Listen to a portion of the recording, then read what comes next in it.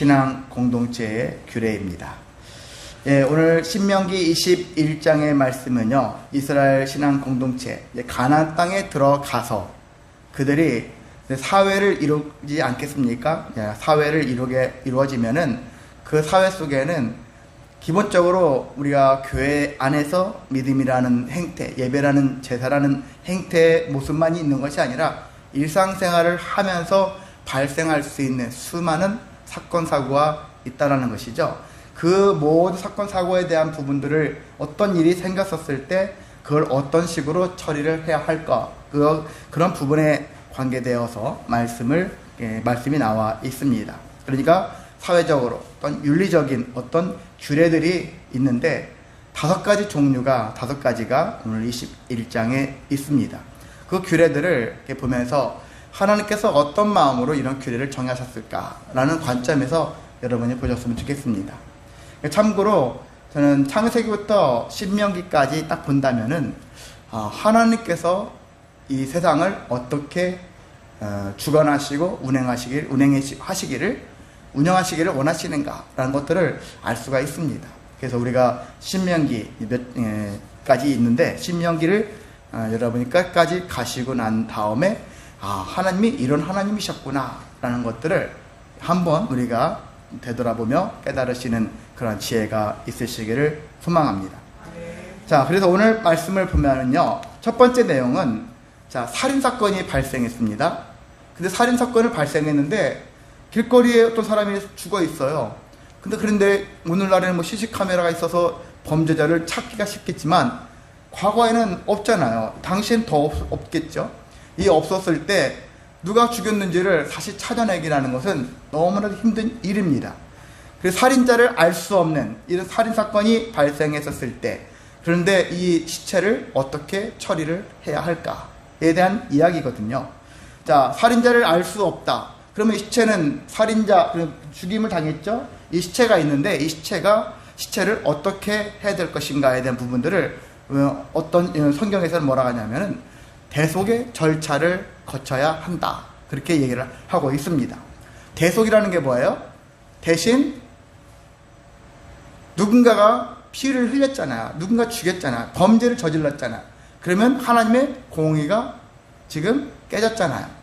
하나님의 뜻이 깨졌어요. 그래서 범죄가 발생했기 때문에 그런 누군가가 용서를 받아야 되는 거예요. 받아야 되는데 지금 살인자는 누군지 모르겠어. 일단 저 살인자를 살인자가 아니라 죽임을 당한 자를 생각할 때 대속이라는 절차를 통해 가지고 죽은 자를 위로하고 죽은 자의 유가족들을 위로하고, 그리고 하나님의 공의 있잖아요. 하나님의 공의는 반드시 죄가 있으면 죄는 해결을 받아야 되는 거거든요. 근데 살인자는 알 수 없으니까 일단 살인자는 어떻게 알 수 없지만 죽은 자, 그리고 범죄라는 것이 발생했으니까 여기서 다른 사람들이 대신 대속이라는 과정을 밟아준다라는 것입니다. 자, 어떻게 할까요? 그것은 먼저 어떤 사람이 죽었다면은 어디서 죽었느냐, 그런 거예요. 어디서 죽었느냐. A라는 사람이 안산에서 죽었느냐, 광명에서 죽었느냐, 수원에서 죽었느냐, 화성에서 죽었느냐. 그러면 누가 나타나요? 관할 경찰이 가야겠죠. 안산에 경찰이 오겠죠. 그런 것 같이 가장 가까운 성읍의 장로들이 대속 의식을 치러야 된다는 거예요. 그래서 어떤 사람들은 서로가 떠밀죠.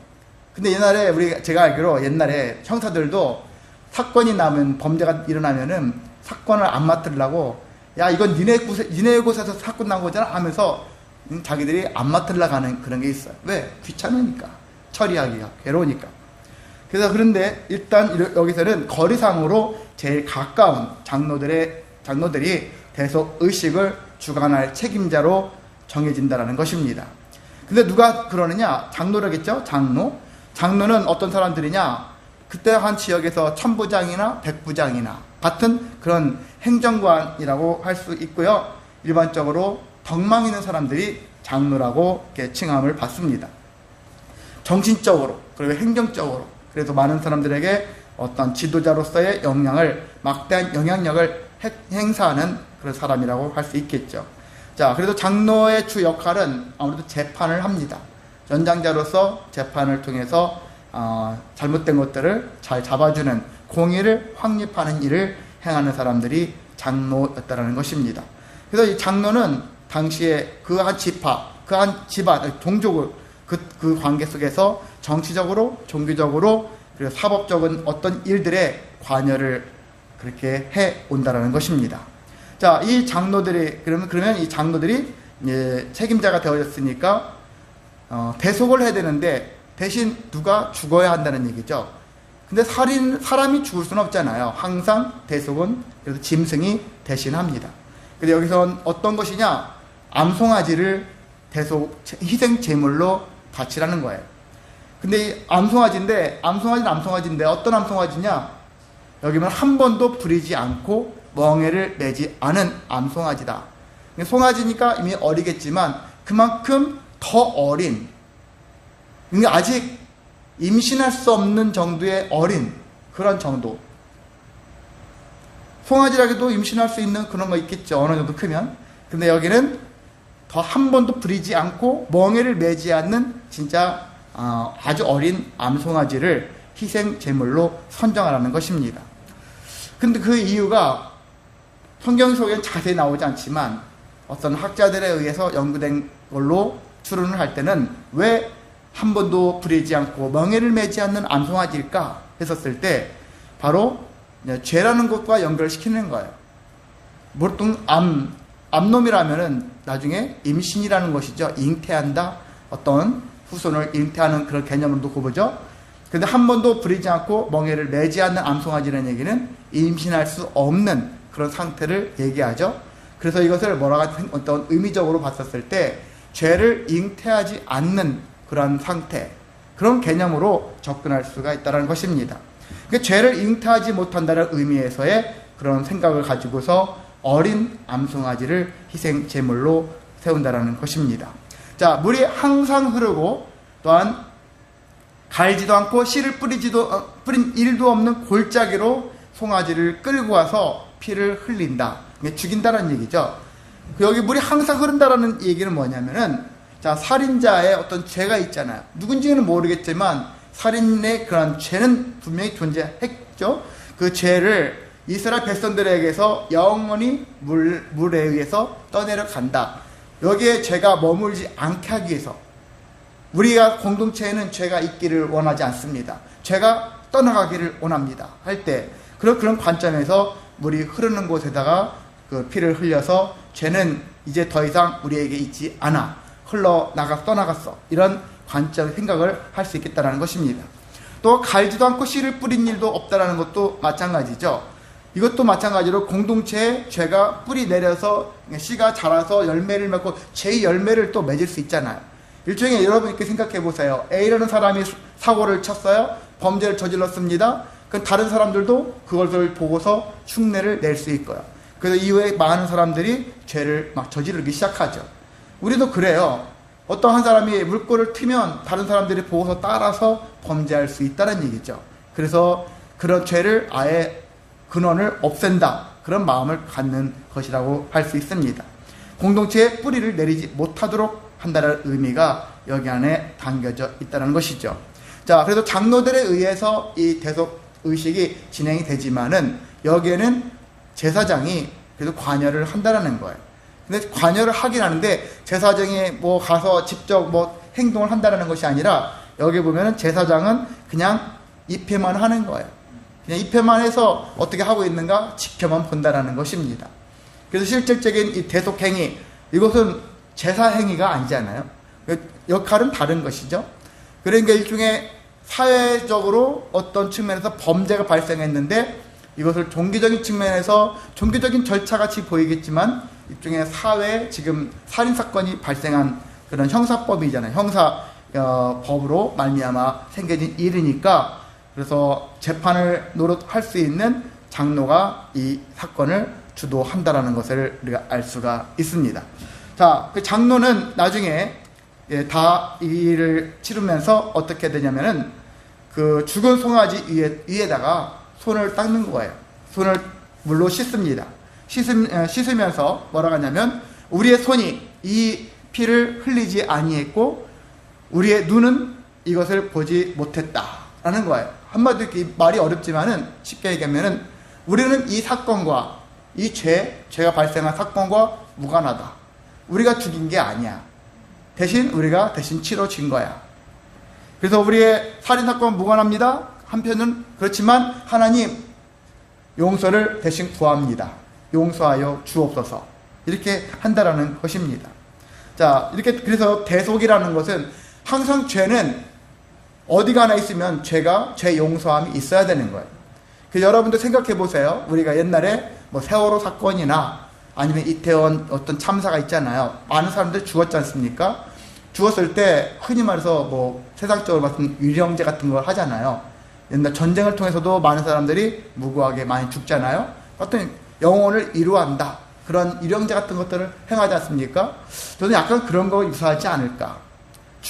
어쨌든 간에 누가 죽였는지 뭐 했는지 정확하게 밝혀지진 않았다 할지라도 일단 누군가에 의해서 죽었단 말이에요. 죄가 발생했어요. 죄가 발생했으니까 아직 그 범인은 누군지는 모르겠지만 일단 죽은 자를 중심으로 그를 통해서 이 범죄를 인해서 대속을 그간 대신 해준다는 얘기죠. 그런 관점에서 죽은 자를 흔히 이루하는 행위가 나쁜 행위는 아닐 수 있다. 단순하게 우상숭배니 범죄니 다른 그런 관점으로 막 치부하기보다는 때로는 이런 부분들도 어느 정도는 필요하지 않을까. 좀 우리가 넓게 기독교인이 좁은 마음이 아니라 넓은 마음으로 세상에서 일어나는 여러 가지 현상에 대해서 때로는 저건 미신이야 그렇게 막 욕하기 전에, 비난하기 전에 때로는 저것도 필요할 수도 있다라는 그런 마음도 필요하다는 것입니다. 우리가 너무 좁게 하면은 기독교인은 세상에서 힘들어요, 살아가기가. 그런데 우리가 하나님의 마음을 충분히 이해하고 알아가면은 충분히 모든 사람들이 하는 행위에 대한 부분들을 넉넉히 받아들일 수가 있거든요. 우리가 물론 받아들이고 그렇게 또 하라는 얘기는 아니에요. 원칙은 진리는 알고 있어야 한다는 얘기죠. 근데 그들의 행위를 무조건 비난하기보다는 때로는 넉넉하게 봐줄 수도 있다. 그런 마음으로 임하는 자세가 필요할 줄을 믿습니다. 자, 그래서 하여튼 우리가 깨달을 수 있는 것은요, 죄가 있으면 하나님의 공의의 심판이 반드시 임한다 라는 생각을 우리가 가지면 되겠습니다. 자, 두 번째는 어떤 이야기냐면요, 옛날에 전쟁을 자주 하겠죠. 전쟁을 합니다.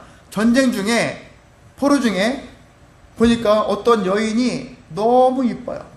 참 이쁜 여자들은 죽임도 안 당하고 구제를 받습니다. 태어나기로 이쁜 여자로 태어난 여자들은 참 어떨 때는 좋아요. 근데 어떨 때는 이 좋은 것보다는 제가 봤을 때는 안 좋은 게 많은 것 같아요. 왜? 많은 사람들에게 항상 주목받아야 되니까. 저는 제 기질로 제 성격을 봤을 때는 저는 좀 별로 좋아할 타입은 아닌 것 같습니다. 제가 잘 안 생기기 참 잘했다 생각이 들어요. 키 크고 잘생기고 했었으면 얼마나 많은 여자들이 저를 쳐다볼까. 그거 싫거든요. 적당히 생기게 해주셔서 참 하나님 감사합니다. 이런 고백을 해볼 수 있는데, 자, 아무튼 포로 중에 정말 아리따운 이방 여자를 봤어요. 근데 그 여자를 보고서 너무 연연한다. 성경이 연연한다고 했죠? 집착한다는 뜻이에요. 집착하다시피 저 여자 눈에서 막 사랑의 막 그 화살을 막 쏴요. 그래서 저 여자를 취해서 내 아내로 삼고 싶어. 이런 마음이 막 들어갈 수 있잖아요. 내 것으로 삼고 싶어. 이런 생각이 들 수 있어요. 근데 이제 기존에는 내 아내가 있을 것인데 또 다른 여자를 택할 수 있을 수 있다는 얘기죠. 아니면 처음에 이방 여자지만 또 이방 여자에 대해서 우리 동족보다 저 이방 여자가 훨씬 이뻐가지고 저 여자를 아내로 삼고 싶은 마음도 있을 수도 있어요. 자, 어찌 되었든 간에 여기서 아리따운 이방 여인 얘기했었을 때 이 아리따운 이방 여인은 어떤 여자냐? 일단은요, 가나안 여인은 제외예요. 가나안 여자. 지금 이스라엘 백성들이 가나안 땅에 들어가려고 하죠. 가나안 땅에 하나님이 약속한 그 땅에 속한 자들은 아무리 이뻐도 죽어야 돼요. 성경상에 따르면은 가나안 족속들은 하나도 살려두지 말라는 거예요. 다 죽여라. 가나안 족속들. 가나안 족속이 아닌 다른 다른 쪽에 있는 이방 민족들 중에서 만약에 이쁜 여자가 있으면 아내로 삼을 수는 있어. 그런데 가나안 족속의 여자들은 이쁘든 말든 상관없이 모두 다 죽이라는 거예요. 그러니까 인구를 완전히 멸절시키라는 거예요. 잔인한 것 같죠? 왜 그러냐면 하나님 계획은 가나안 땅에 이방 그런 가나안 족속들이 남아있으면 그들의 강한 우상 숭배하는 자들이 그것을 불씨를 다시 살려가지고 이스라엘 백성들을 그렇게 우상 숭배하는 자로 삼을 수 있기 때문에 아무리 그들은 사실 이방 제가 지난번에 말씀드렸을 거예요. 이스라엘 사람들은 이동해서 가는 사람들에서 거기 정착하려고 하는 사람들이에요. 근데 가나안 족속 사람들은 이미 토속으로 거기에 정착을 했던 사람들이에요. 근데 정착을 하게 되어지면은 거기에 지형에 맞게 문화에 맞게 여러 가지 형태에 맞게 거기서 우상 숭배를 하려고 합니다. 거기서 뭔가를 우상을 만들어 내거든요. 거기에 맞는 거. 근데 이스라엘 사람들이 딱 갔는데 보니까 이 가나안 족속들이 예를 들어 바알신을 섬기고 있어요. 딱 보니까 우리가 하나님 섬기는 것보다는 바알신을 섬기는 게 더 맞는 것 같아. 이렇게 생각할 수도 있어요.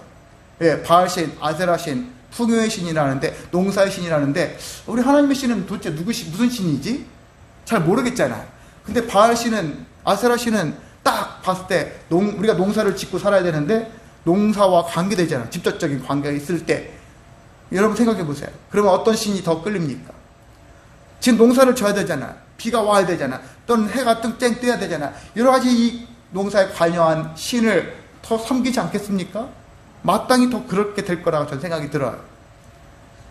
새로 온 종교가 기존에 있는 종교를 밀어내고 거기에 정착하기보다는 새로운 종교는 오히려 밀려나고 기존에 정착되어 있는 종교가 더 주인으로 할 가능성이 크다라는 거예요.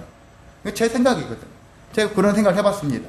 그런 관점에서 놓고 봤을 때 그래서 하나님께서는 가나안 족속은 완전히 밀어버리라는 얘기죠. 근데 여자들을 남겨놓으면 여자들은 어떻게 됩니까? 임신을 해서 자녀를 낳잖아.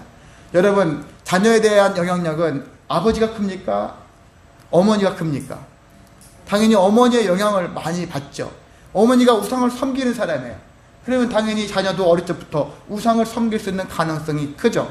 그래서 아무리 아름답지라도 아깝죠. 어떻게 보면 그래도 가나안 족속들은 다 멸절해라. 근데 그 다른 나라 다른 쪽에 이방 사람들하고 나중에 전쟁을 치렀었을 때는 예외 조항으로 여자들은 예외다. 근데 여기도 마찬가지예요. 보면은 성경에 보면은 여기도 임신 경험이 있는 여자들은 죽이라는 거예요. 다른 이방 족속들과 여기 가나안 족속이 아닌 다른 타 종족들하고 전쟁을 치렀을 때 임신 경험이 있는 여자들은 죽이라는 거예요. 근데 여기는 아리따운 이방 여인이다 할 때는 민수기 31장 18절에 구체적으로 다시 한번 나와 있는데 그 내용은 뭐냐면은요. 남자와 성 경험이 없는 여자를 지칭하고 있어요. 여기서는. 이 아리따운 이방 여인은 성 경험이 없는 진짜 흔히 말해서 옛날 표현으로 수처녀라고 할 수 있는 거죠. 그래서 이런 어린 처녀를 대상으로 한다는 얘기죠.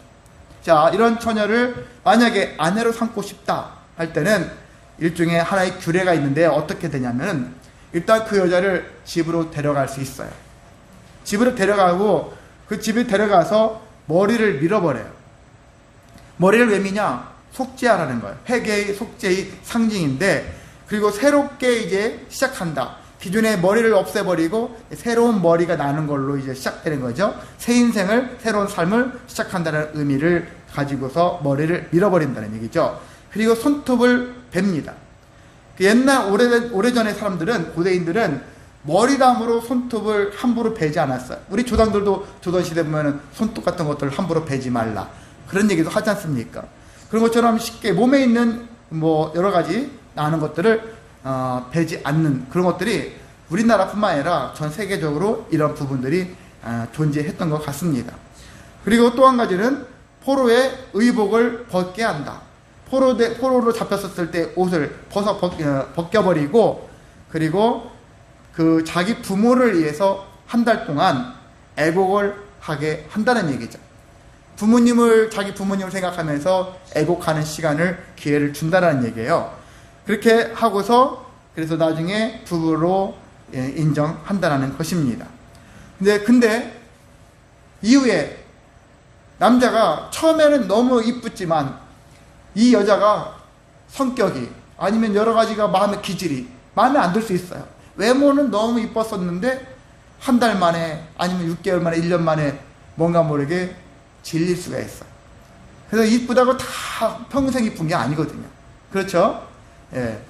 무조건 이쁜 게 아니거든. 죽을 때까지 이쁘지는 않습니다. 남자 입장에서 그래요. 그래서 기뻐하지 아니하면, 여기서 그를 기뻐하지 아니하면, 남자 입장에서 기뻐하지 않는다는 얘기는 그에 대해서 마음에 들지 않아요. 그에 대해서 질려요. 이 여자를 질려한다는 얘기죠. 이 여자를 실증이 났어요. 그렇게 하게 되면 그에게 네 갈 길로 가라. 자유의 몸으로 풀어주라는 거예요. 풀어줘야 되는데 풀어주기 아까워. 어차피 얘는 포로였으니까 팔아버려야지. 종으로 팔아버려야지. 그렇게 하는 마음을 품을 사람도 있지 않습니까? 근데 여기서는 하지 말아라. 그 여자는 한때 네 아내였다. 네가 팔아버린다면 너는 참 인성이 아주 폐륜적인 인성이죠. 그렇게 되기 때문에 그 여자를 욕보인 사람이기 때문에 팔지 않아야 한다. 그렇게 얘기합니다. 그러니까 전쟁 중에 잡힌 포로를 할지라도 종으로 막 부려먹고 내 마음대로 그 인격을 짓밟고 할 수 있는 게 아니다. 윤리적인 도덕적인 큰 룰을 지켜야 한다는 것들을 인격 그리고 권리를 존중해줘야 된다는 그러한 규례를 말씀하고 있고요.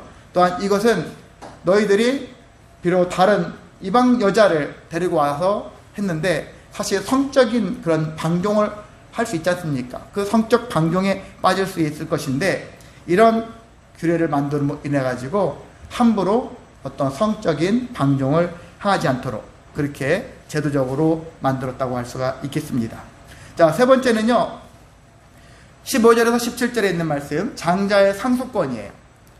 자, 당시에는 일부 일처자가 아니라 일부 다처제가 아주 주를 이루었었어요. 거의 대부분은 한 사람이 여러 여자를 아내로 두고 있었었죠. 이게 일반적인 관행이었습니다. 자, 그런데 자녀를 이제 낳으면 문제가 생기죠. 배다른 자녀들이 많아지겠죠. 그러면 서로 싸우는 거야. 다투죠. 사실 다윗도 여러 아내를 통해서 왕자들이 태어나서 서로 왕자들이 배다른 자식들끼리 서로 싸우고 그랬지 않습니까? 그런 일이 발생합니다. 아브라함도 나중에 아브라함이 아들 하나만 낳았을 거라고 생각하지만 그렇지 않아요. 아내가 죽고 난 다음에 그들을 통해서 6명의 아들을 또 낳았어요. 그들이 장성했어요. 그리고 아브라함이 재산을 이삭을 남겨두고 나머지 6명은 다 다른 곳에서 살게끔 재산 정리해가지고 보냈어요. 그렇게 배다른 자식들이 생겨지게 되어지면은 무슨 문제가 생기냐? 나중에 상속 문제가 생긴다라는 거예요. 이것 때문에 같은 한 배에서 나온 자식들도 싸우는데 배다르면 얼마나 더 싸우겠습니까? 피 터지게 싸우는 거예요. 자, 당시에 그래서 한 예를 여기 들죠. 어떤 얘기냐면은 자, 어떤 남자의 두 아내가 있어요. 두 아내인데 한 아내는 너무나도 사랑스러워. 그런데 한 아내는 보기에도 꼴 보기 싫어요. 너무 미워. 야곱의 입장에서 누구예요? 야곱에게는 두 자매랑 결혼했잖아요. 라헬과 레아잖아요. 레아가 언니잖아요. 정말 야곱 입장에서는 라헬만 보면 너무나도 마음이 우스꽃이 피어요. 레아를 보면은 얼굴이 찌그러져요. 아유, 저것도 그냥 마누라라고 그렇게 하겠죠. 그런 관계인데 그 자식을 낳았을 때 아내가 이쁘면 자식도 이쁘겠죠. 근데 아내는 미운데 자식까지 이쁠까? 그렇지는 않을 거야 아마. 그렇게 할 정도로 아내가 이쁘면 모든 게 다 이쁘다. 그러면 그 아내 자식한테도 상속을 더 많이 해주고 싶은 마음이 있겠죠. 그런데 여기 뭐라고 되어 있냐면은 두 아내가 있는데 하필이면 남편 입장에서 내가 좀 미워하는 아내 자식이 장자야. 이랬을 때 나는 지금 내가 사랑하는 이뻐하는 아내의 자식에게 더 많은 것을 물려주고 싶은데 이렇게 성경에는 규례가 뭐냐면 네가 속마음은 그럴다 할지라도 실제로는 어떻게 되느냐? 네가 미워하는 장자, 미워하는 마누라의 장자에게, 여기는 원래 장자에게 재산의 2분의 1을 주는, 2배를 주라고 했잖아요. 다른 자식보다. 성경에는 2배를 더 줘라. 옛날도 우리도 몇십 년 전만 해도 장자에게는 재산을 엄청 많이 줬잖아요. 2배 이상을 줬지 않습니까? 그 이유는 가족들, 후손, 부모를 챙겨주고 어쩌고저쩌고 여러 가지 이유들이 있어요. 근데 오늘날에는 그게 이제 통하지 않을 사회니까, 그런 누가 장자만이 해야 될 부분은 아니니까 다 n분의 1이죠. 1대1, 1대1 하지만 옛날에는 장자에게 2배 이상을 더 줬어요. 근데 여전히 어느 또 동네 보면은 2배는커녕, 2배는 아니라 통째로 다 주는 그런 집안도 있더라고요. 한 장남에게 다 줌으로 인해가지고 집안 분란을 일으키는 부모들도 있더라고요. 이 자식한테 물려주면 이 자식이 알아서 또 다 해주겠지. 그게 아니에요. 그냥 속된 말로 먹고 떨어져요. 부모가 지혜로운 부모라면은 자식들한테 다 골고루 나눠주는 게, 생전에 나눠주는 것도 더 유익하다고 할 수 있습니다. 아니면 유산, 이렇게 유언을 잘 써서 모두가 골고루 나눠갖게 가져라, 그렇게 확정을 짓든지, 이런 식으로 해야지 자식들이 싸우지 않는데, 이 상속 문제로 인해 가지고 집안이 파탄난 집안이 한두 집안이 아닙니다.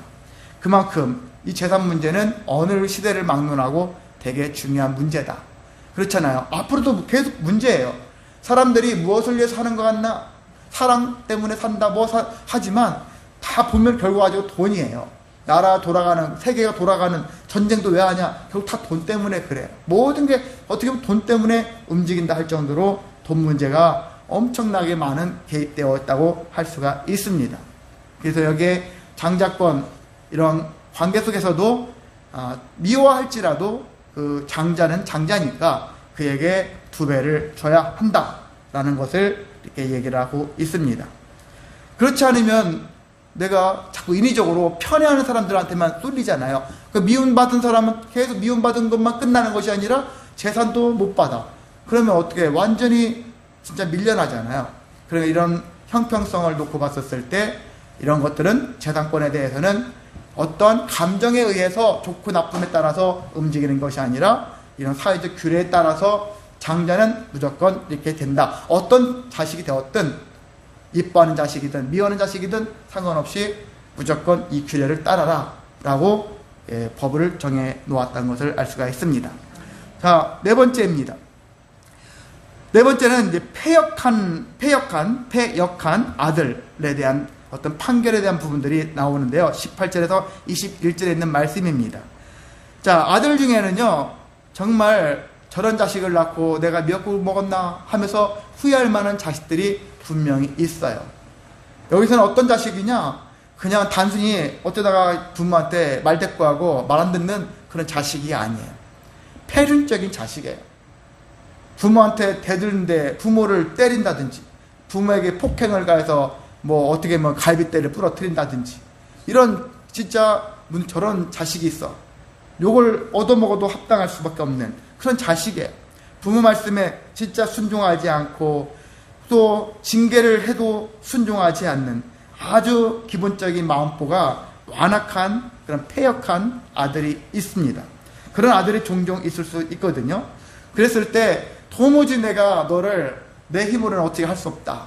그러면은 그 마을 장로들에게 데려가는 거예요. 내 아들 좀 여러분이 판단 좀 해주세요. 판결 좀 해주세요. 그렇게 합니다. 내 아들, 우리 이 자식은 완악하고 폐역하여 우리 말을 듣지 아니하고 방탕하며 술에 잠긴 자입니다. 알고 중독자인가 봐요. 술 막 먹고요. 부모한테 함부로 하고 그랬던 자식인가 봐요. 그랬을 때 장로들이 이제 유죄의 여부를 판단을 하는 거예요. 판단했는데 보니까 너는 죽음에 해당하는 그런 죄인이다. 그렇게 판단이 되었다면은 어떻게 합니까? 사람들이 돌로 쳐서 죽인다라는 거예요. 무섭죠? 부모한테 이렇게 딱 해서 쳐 죽임을 당하는 것. 부모를 업신여기는 것. 부모가 잘못하는 사람도 있죠. 자식한테 진짜 말도 안 되는 그런 부모들도 존재하는데, 때론 이렇게 자식이 말도 안 되는 짓을 하는 자식들도 있습니다. 근데 어찌됐든 성경은 10계명에도 부모를 공경하라가 사람과 관계 속에서 제 첫 번째잖아요. 5번째, 5계명이지 않습니까? 사람과의 관계 속에서 제일 중요한 게 부모에 대한 공경이다. 네가 때로는 괴롭고 부모 때문에 힘들고, 제가 얼마 전에도 어떤 후배를 보는데 부모님 때문에 너무나 힘들어하더라고. 자기들도 질병 때문에 여러 가지 힘들어하는데, 보니까 부모님도 질병 때문에 막 여러 가지로 힘들어하고, 그 질병 때문에 섬기는 거, 그 도와주는 것도 힘들지만은, 때는 만약에 부모들끼리 서로 싸우면 더 힘들겠죠. 자, 그래서 자식 입장에서는 그런 마음도 들 수가 있어요. 그런데 어찌되었든 간에 부모를 공경하는 것은 자식의 기본 도리다라고 할 수 있고, 부모의 권위에 도전하는 행위에 대해서는 부모가 막아야 돼요. 저는 어떤 시대를 타고 어떤 시대가 아무리 바뀌어도 자식이 부모를 대드는 행위에 대해서는 엄히 다스려야 하는 것입니다. 우리 주아가 나중에 자식을 낳았을 때 자식이 아무리 이뻐도 부모를 함부로 업신여기듯이 하는 얘기를 했다가는 그 순간은 그 자식을 혼내야 되는 거예요. 가만 놔두면 안 되는 거예요. 부모 알기를 우습게 하는 순간 나중에 돌이킬 수 없는 길로 갈 수밖에 없습니다. 그래서 그러한 부모의 권위를 무시하지 않도록 부모는 그것을 자식을 잘 양육해야 할 도리가 있고, 그래야지 반인륜적인 일들이, 사건이 덜 일어날 수가 있을 거라고 생각이 듭니다. 자, 마지막은 뭐냐면요, 이제 나무에 달린 자라는 얘기는 이제 사람이 죽어요. 그래서 처음에 돌로 던져가지고 사람이 죽을 수 있어요. 사람이 이제 사형해야 할 때 사람도 돌로 던져서 죽죠. 근데 이 사람을 단지 돌로 던져서 돌무덤에서 그대로 두는 경우도 있지만, 너무나도 파렴치하고 괘씸하고 폐역한 죄를 지어가지고 이 녀석을 그냥 죽게 묻어버리는 것은 너무 간단한 그 사형제도 같다 생각이 들면은 한층 더 나아가는 그런 일들을 벌일 수 있어요. 그건 뭐냐면 나무에다가 매다는 거예요. 어떤 나무에다 달아버리는 거죠. 나무에다 매다든지, 옛날 우리 조선시대 보면 효시라고 하죠. 목을 잘라서 목을 이렇게 매다는 것처럼. 그래서 몸 전체를 다 이렇게 매달아가지고 사람들 하여금 너희들이 이와 같은 죄를 지면 이렇게 죽임을 당한다. 사람이 공포스럽죠. 저런 죄를 지면 이런 일을 당하는구나. 그런 것들을 경각심을 주기 위해서 이와 같은 사형 제도를 벌인다는 얘기죠. 자, 그렇게 하는데 그래도 이것도 또한 규례가 있어요. 뭐냐면은 나무에 매달아 죽이는 것이 아니라 죽은 자를 매다는 것이겠죠. 나무에 다는 자는, 시신은 하루를 넘기지 말라는 거예요. 그날로 그냥 욕보인 걸로 끝내라. 그 이상 며칠 계속 시체가 부패하고 썩어 문드러질 때까지 두지 말라는 것입니다. 자, 이것도 이유가 있어요. 왜 그러냐면은, 자, 그날의 장사함으로 인해서 하나님이 기업으로 주신 땅인데, 이 땅을 계속 시체를 방치함으로 인해서 그러면 일종의 시체, 그 사람의 폐역이, 죄가 계속 이 땅에 존재한다는 거예요. 그래서 이 땅에 존재하는, 이 땅을 더럽힌다는 얘기죠. 그 시체가. 그래서 이 땅을 더럽히지 않도록 하기 위해서 시체를 거두라는 얘기죠. 또한 나무에 달린 자는 이미 하나님으로부터 저주를 받았기 때문에, 인간적으로 볼 때는 열을 한 달 내내, 1년 내내 걸어 두고 싶겠지. 근데 인간의 마음일 뿐이지, 하나님께서는 이미 하나님으로 말미암아 저주를 받은 거기 때문에 인간은 더 이상의 보복하는 마음 같은 것들을 가질 필요가 없다는 얘기죠. 하나님이 심판했다는 얘기죠. 그럼 그걸로 끝난 거예요. 그 죄에 대한 경각심은 하루 동안으로 충분하다, 이런 마음을 품어야 합니다. 이것을 조금 더 나가면은, 우리가 어떤 사람하고 싸웠어요? 특히 부부싸움 했습니다. 그래서 부부싸움은 그날 저녁에 끝내는 게 좋다는 얘기죠. 어때서 싸움은 죄가 관여가 되어질 수 있어요. 근데 하룻밤, 이틀밤 계속 한 달, 1년 내내 싸우지 말라는 얘기죠. 가능하면 그날로 족하다. 죄는 그날로 족하다. 이런 마음을 가지시고 그날로 풀어낼 수 있도록 그렇게 하기 위해서 힘써 가시기를 소망합니다. 사실 이 5가지 안에는 예수님과 관계된 이야기들을 할 수가 있어요. 근데 시간이 많이 관계로 우리는 다 얘기를 할 수 없지만, 이렇게 하나님께서는 대속 사건도 예수님으로 말미암은 것이잖아요. 그런 것도 있고, 전쟁 포로 사건이나 뭐 장자권이나 폐역, 이런 여러 가지 나무에 달린 십자가, 이런 것들 다 예수님과도 관계될 수 있는 그런 말로 전개를 할 수 있는 것인데, 기회 되면 나중에 또 하도록 하고요. 오늘은 이런 상태로 말씀을 정리하도록 하겠습니다. 자, 이런 내용들은 일상 생활 속에서 민사사건도 발생할 수 있을 것이고요, 형사사건도 발생할 수 있을 거예요. 분명히 사람이 살다 보면은 어떤 사건들이 발생하는데, 이러한 모습으로 너희들이 처리를 해서 이 땅에 하나님이 주신 기업에 죄가 남지 않도록, 죄가 뿌리 내리지 않도록 해라 라는 것이 중요한 핵심이라고 할 수 있습니다. 저와 여러분도 죄가, 불법이 우리 삶에 뿌리 내리지 않도록, 그래서 항상 나를 거룩하게 정결하게 세워갈 수 있는 믿음의 일꾼이, 믿음의 사람이 되어지시기를 주님의 이름으로 소망하고 축복합니다. 사랑 많으신 하나님 아버지, 감사를 드립니다.